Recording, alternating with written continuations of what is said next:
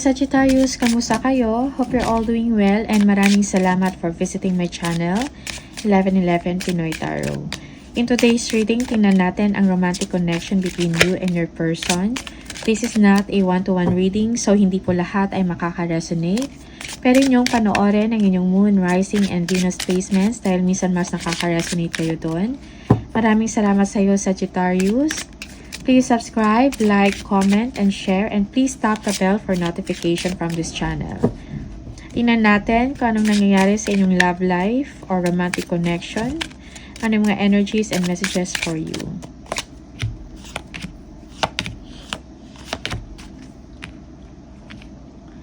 Merong endings. Bring new beginnings, growth, change, liberation, transition. Okay? Yeah, yung iba sa inyo, there is liberation from a toxic relationship. Merong changes, merong new beginnings na nangyayari sa inyo. Okay?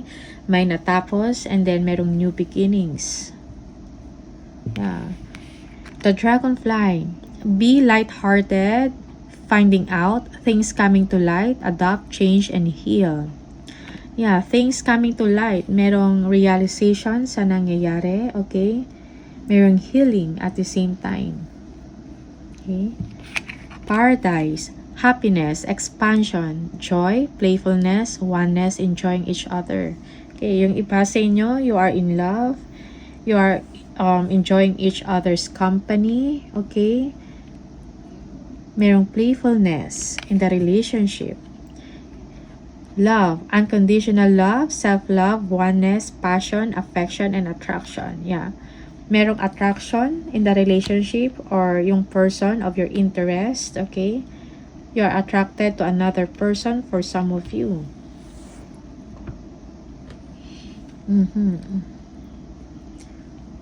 You feel unconditional love in a relationship, okay? Just take what resonates for you and leave the rest pag hindi para sa inyo. For Sagis, tingnan natin ano yung mga messages and energies for Sagis on love and romantic situation. Sagittarius.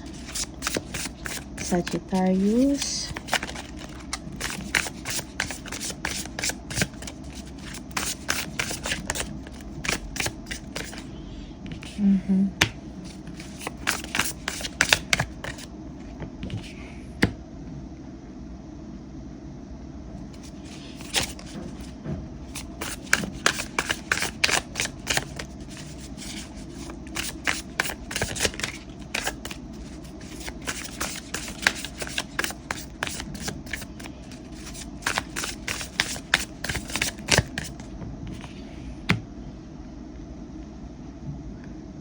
Okay.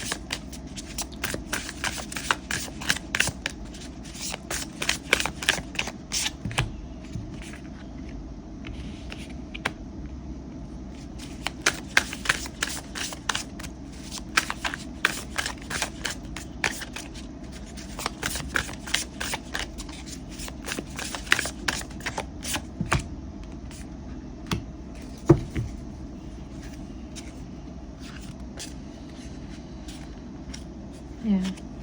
Sagittarius, yeah. For some of you, you are missing someone, okay? Parang meron kang gustong gawin pero hindi mo magawa. Merong limitations sa inyong sitwasyon. Okay. You want to travel, you want to see someone. Yung iba sa inyo, yes. You want to see someone that you love, okay? You want to get closer with someone. Two of Cups. You want to see, yeah, you want to send messages or you want to communicate with that person, na gusto ninyo, okay? Yeah. But it seems na parang wala kang magawa for now, so you're just moving on. Okay?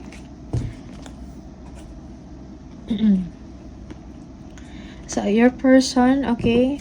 Your person is also missing you or naalala ka. Merong sadness and regrets in the situation. But then there is a conflict, parang conflict yung energies because your person is also happy to be with you. Masaya ang person ninyo sa inyo, Sagittarius. Okay? What a wonderful feeling to be with you. So yun yung energy ng person ninyo. Okay?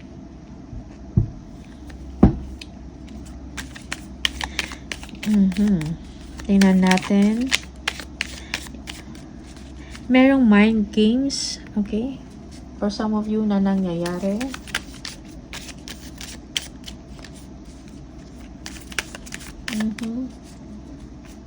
Merong deception and manipulation at the same time. Five of Cups. What is Five of Cups? Yeah, Ace of Pentacles. Yeah. Parang unfortunate kasi parang walang new beginning sa inyo. Walang something solid or commitment. Okay? Sagittarius. And this is something na ikinalulungkot ng person of your interest, ng person ninyo. Okay? There is sadness. Parang walang commitment or new beginnings. Walang something solid in the relationship. Okay. Why Nine of Cups? Yeah, Five of Pentacles.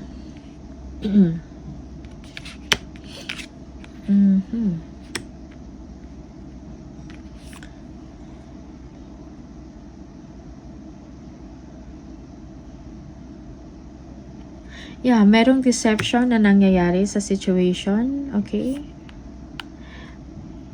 Yeah, shallow na happiness. Okay?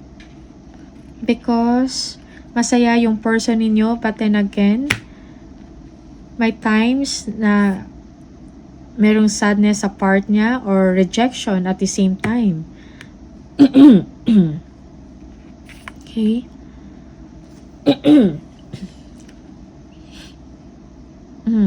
Yeah.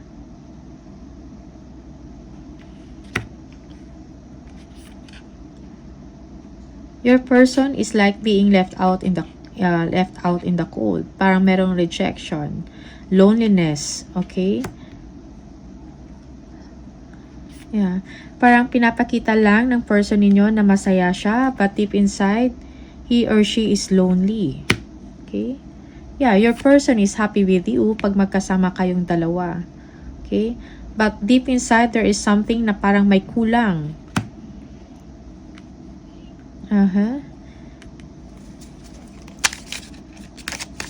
Yeah, there is deception na nangyayari or mind games in that situation. Yeah. And this is something that is bothering to your person, okay? Maybe this person is kasama mo sa work, okay? There is two people, okay? Third party in the situation.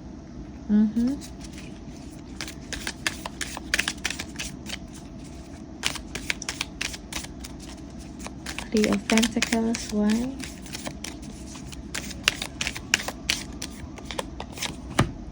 Yeah, Queen of Swords.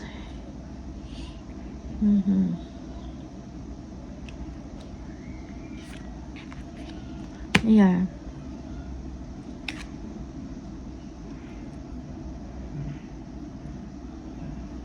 Yeah, parang merong your person is cutting the cord, cutting the third. What I mean is kung meron mang third party involved dito. Your person wants to get out from this situation. Okay? He or she is clearing away all that no longer serves her, okay, or him. Yes. Yeah.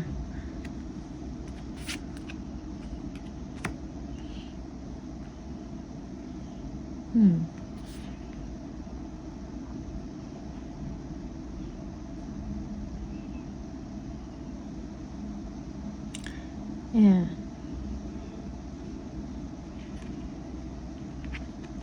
Parang sinasabi sa inyo ng person ninyo kung ano yung gusto niya at yung ayaw niya, okay? And ayaw niyang ma-involve into a third party relationship, okay? Yeah. This is something that is bothering in the situation, Sagittarius. Yeah, there is a secret. Maybe you are dealing with this person in a secret way.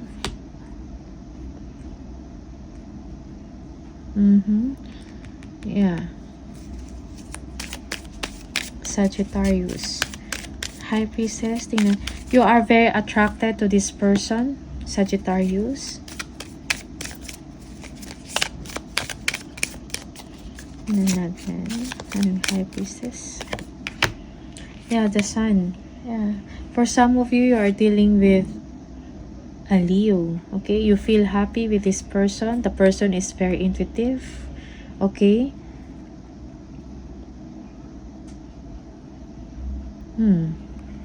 Just take what resonates for you. You want to make a decision about this person, give a solution in the situation. Okay? The problem is, it seems na parang hindi mo alam or kung paano gawin. You are powerless in the situation as well. Okay?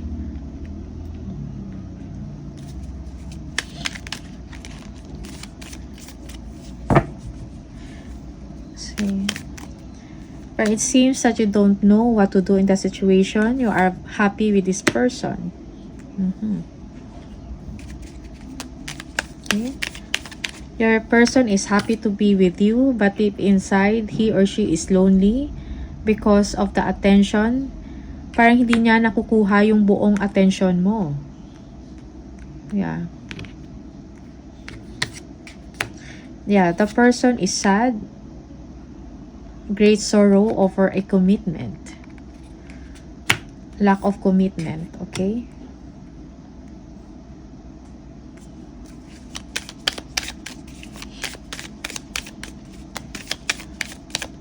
Tingnan natin yung Magician. Magician. Yeah, Ace of Swords. Okay. Yeah.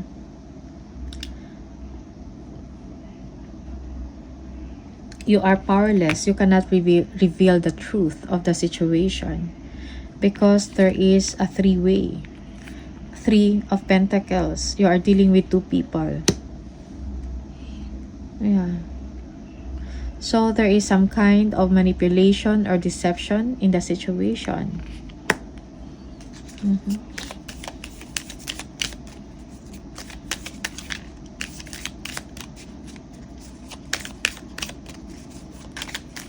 Yeah, for some of you, you are dreaming about this person, Sagittarius. Okay.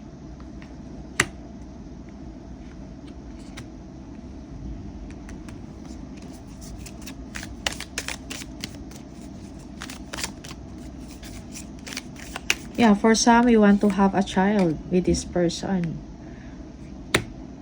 But you seem to be powerless. Okay.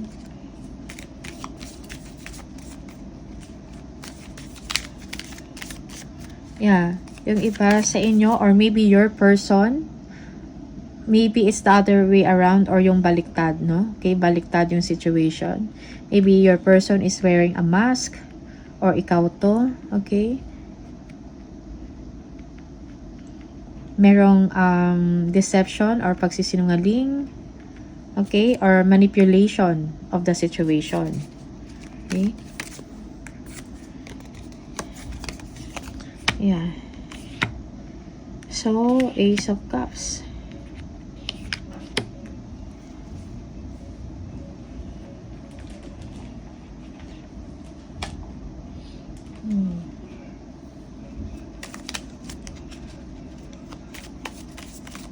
Yeah. So, merong broken promises sa situation.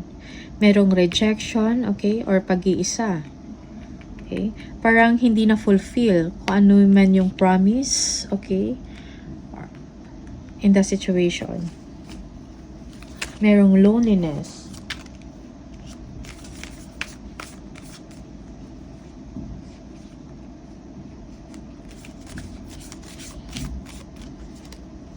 You are missing out on something, okay?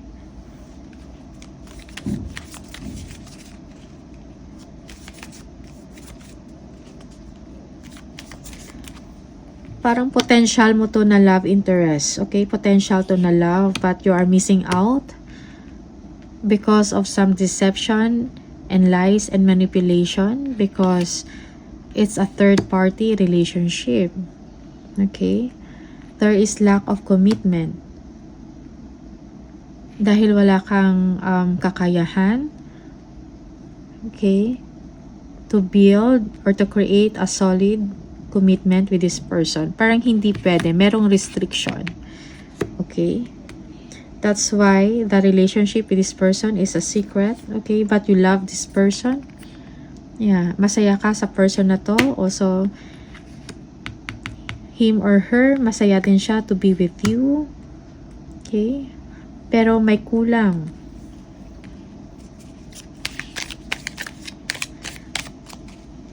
So, merong broken promises, loneliness, rejection. Okay? You miss this person, Sagittarius. Tingnan natin the Emperor. The Emperor. Yeah, Queen of Pentacles. Yeah.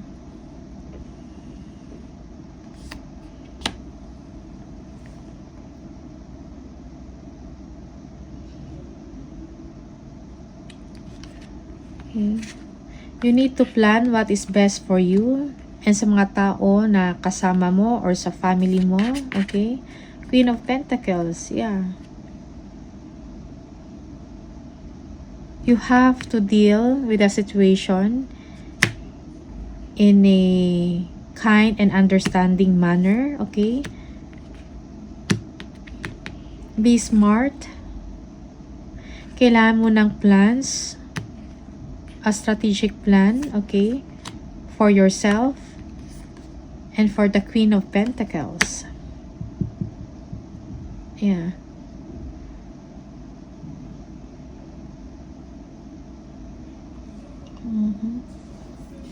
Yeah.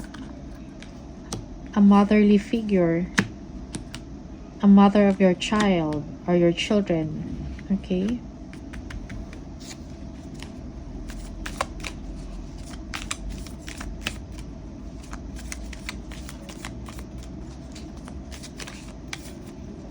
Yeah, you have to deal the situation with kindness and understanding. Okay? And parang sinasabi, kailangan mo ng long-term plans. Okay? Think about sa welfare ng inyong family. Okay? Yeah. Because for now, merong restriction. Yeah. Parang walang way or paraan para mabigyan ng solusyon ang concerns or yung problem mo with this person. Okay? Yeah, you want to be with this person. Merong longingness, merong happiness, but then merong problema. Okay? Merong restriction. Tingnan natin.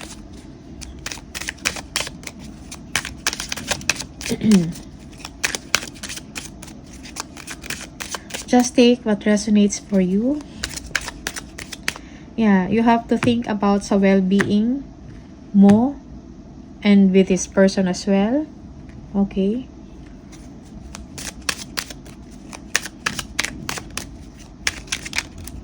Yeah, for some, kailan mo din ng system sa life mo. Sistema. You have to organize